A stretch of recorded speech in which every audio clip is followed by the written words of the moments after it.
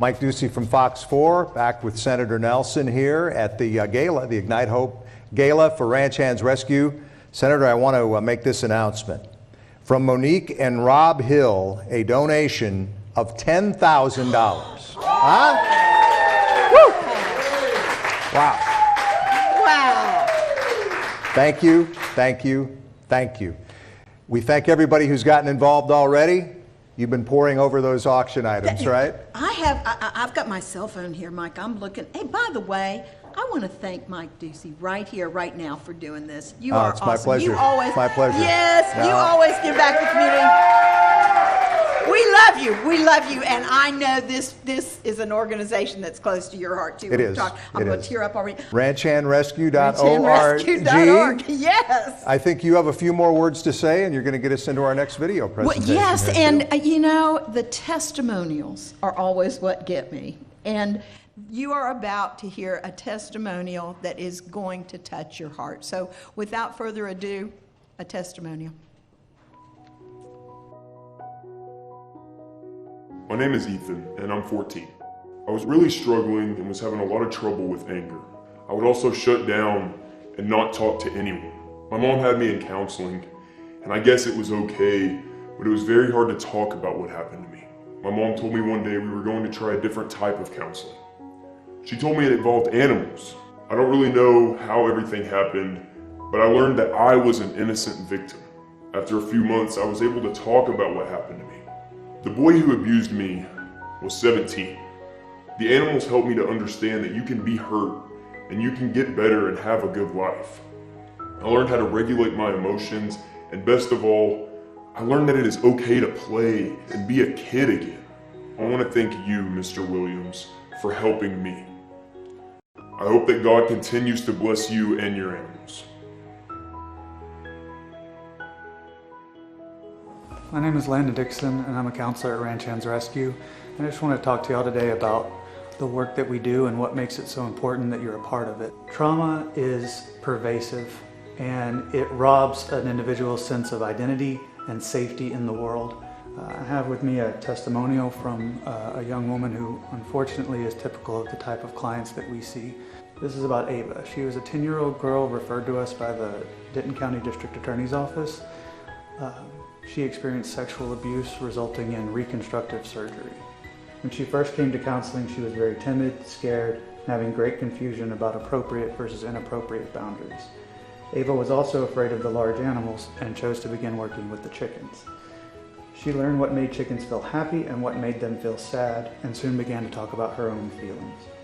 She disclosed to her counselor that her adoptive father had sexually abused her.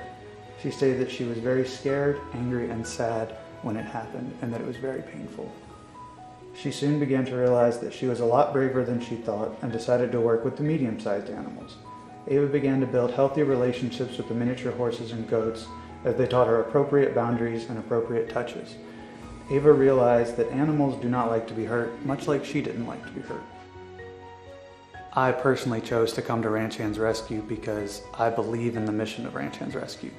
What we do is serve those who are innocent. They are innocent victims. They do not deserve what happened to them, neither the animals, nor the children, nor the adults. It keeps us up at night, it breaks our hearts on a daily basis, but it's worth it to see them heal, to see the hope come back into their eyes. That's why we do what we do, and that's why we need help to do it. When I started Ranch Hands Rescue, I wanted to develop a program for people that just weren't responding in traditional counseling. And so this program was designed for that 1 to 8% of individuals, primarily children, who need a different, more alternative approach to mental health counseling. Those of you who know me know my story. I'm a survivor of rape. I'm also an addict and alcoholic.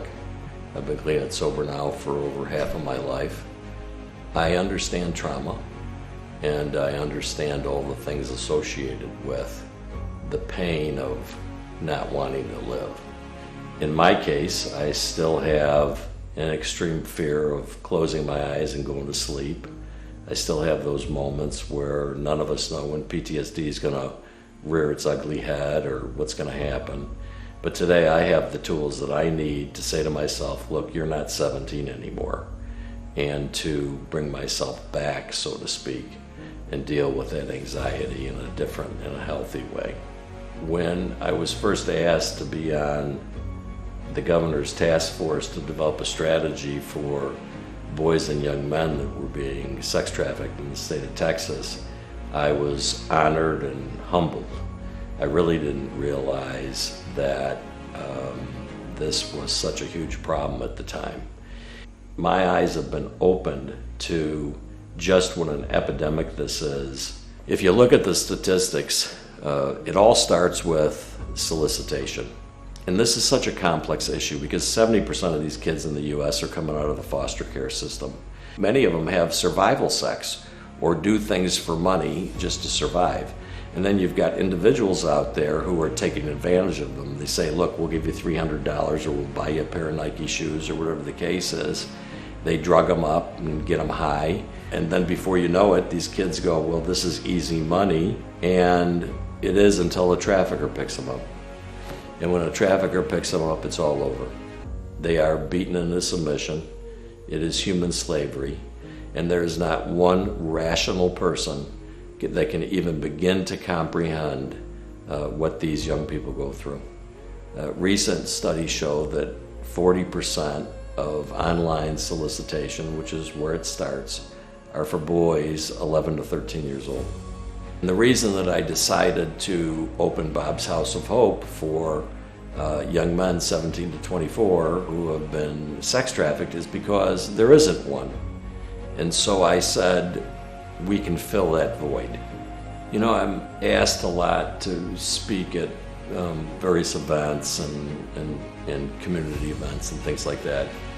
And I'm always shocked at how people don't want to talk about this issue. The reality is that by burying your head in the sand or not talking about it, it doesn't make it go away.